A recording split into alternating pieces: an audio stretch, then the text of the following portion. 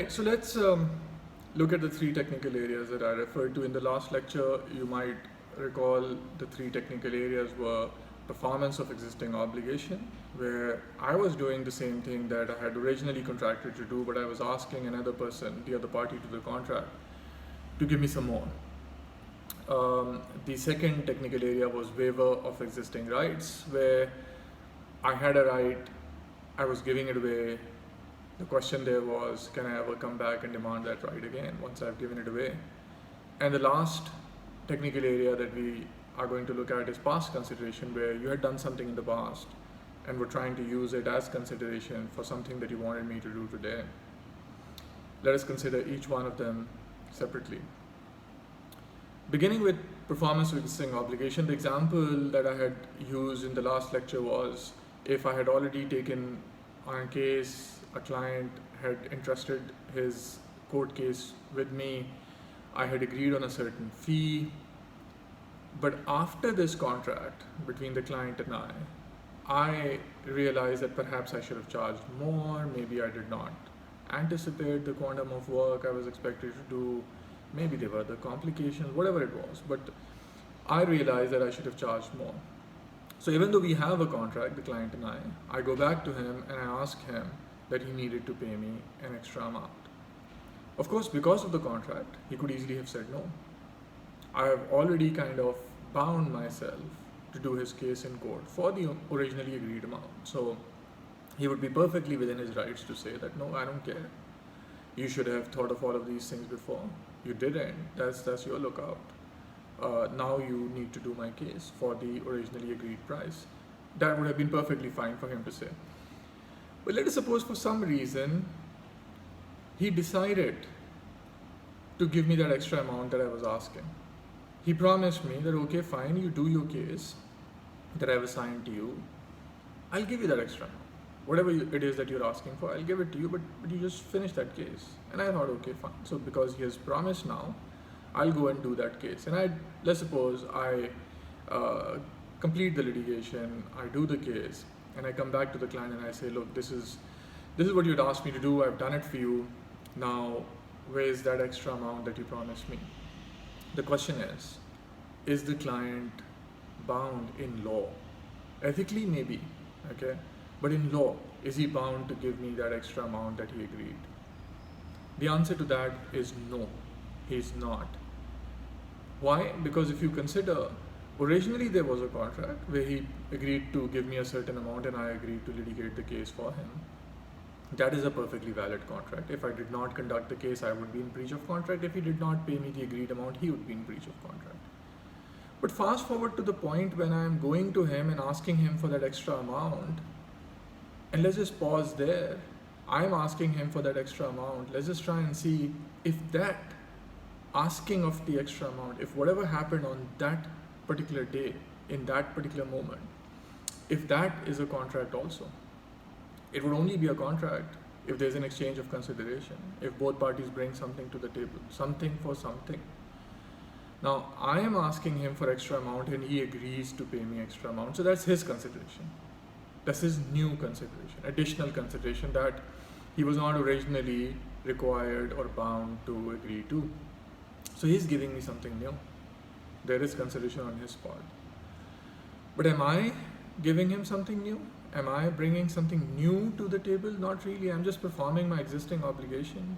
I'm just doing the same case that I was already bound to do under the original contract, the first contract that we had done. And so therefore, because I am not bringing anything new to the table, there is no exchange, there is no new exchange of consideration on the day when he makes a promise to pay me the extra amount. So it's a one-sided promise. And the thing with consideration is that consideration is two-sided. Both parties need to bring something to the table, only then we can call it a bargain. We can only call it a deal then. Reciprocity, that's what consideration is about. Okay, I need to reciprocate. So had I also offered him something different, something new that I wasn't originally. So let's suppose, in addition to the original case, I also agreed to give him advice on the side, maybe something relating to his business. Now that would have been something new. I wasn't contracted to do that. But if I said to him that, okay, if you pay me this extra amount, I'll also kind of like advise you on certain other matters, that's fine.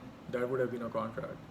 But just doing the same case, which I was bound to do, that is nothing new. And so therefore, even though he promised that he would pay me the extra amount, he doesn't have to. That promise is not a contractual promise. It's not a reciprocated promise.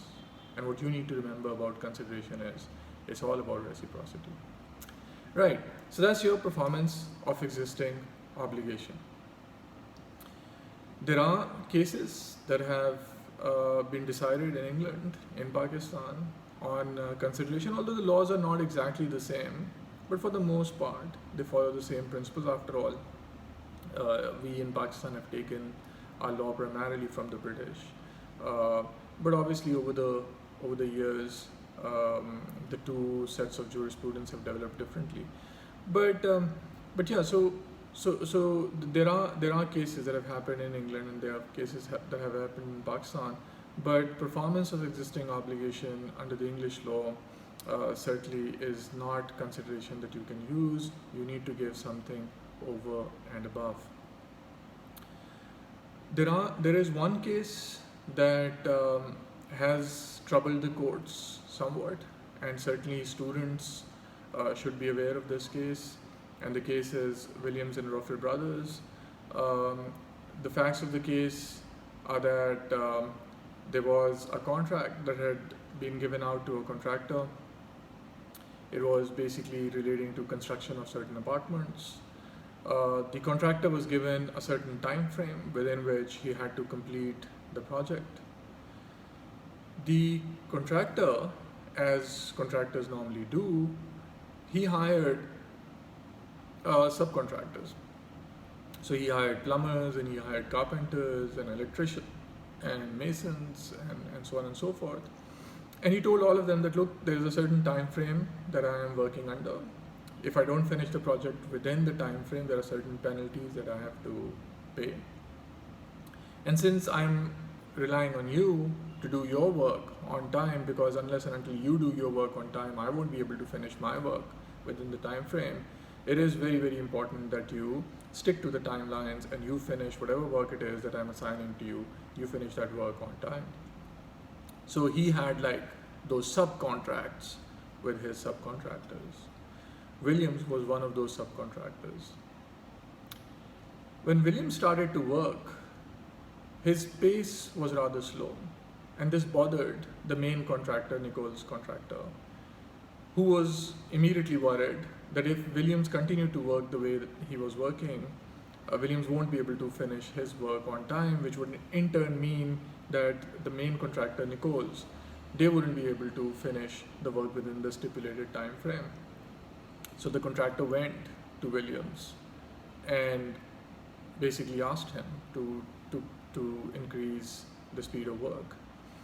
Williams mentioned his problems, and he suggested that, because of those problems, this was as fast as he could do, really. At this point, the contractor, Nichols, offered William an extra sum and told Williams that if Williams somehow or the other manages to finish the work on time, Nichols would pay Williams that extra amount. Hearing this, Williams made whatever arrangements he had to make, and he managed to finish the work on time. So Williams, if you look at it, did exactly what he was supposed to do. He was assigned a certain task to be done in a certain time period, and he did exactly that task and in exactly that same time period. Performance of existing obligation. But he did so on the basis of the promise that he was made by the contractor, Nichols. So he asked Nichols for that extra payment, at which point Nichols refused to make that extra payment, relying simply on the same principle that performance of existing obligation is no consideration. So Nichols obviously was accepting that, yes, I made that promise, but then Williams, you did nothing extra. And since you did nothing extra, there was never a contract between us, other than the original contract, the subcontract that they had signed, but certainly no contract for that extra payment, and so therefore I'm not bound to pay the amount to you.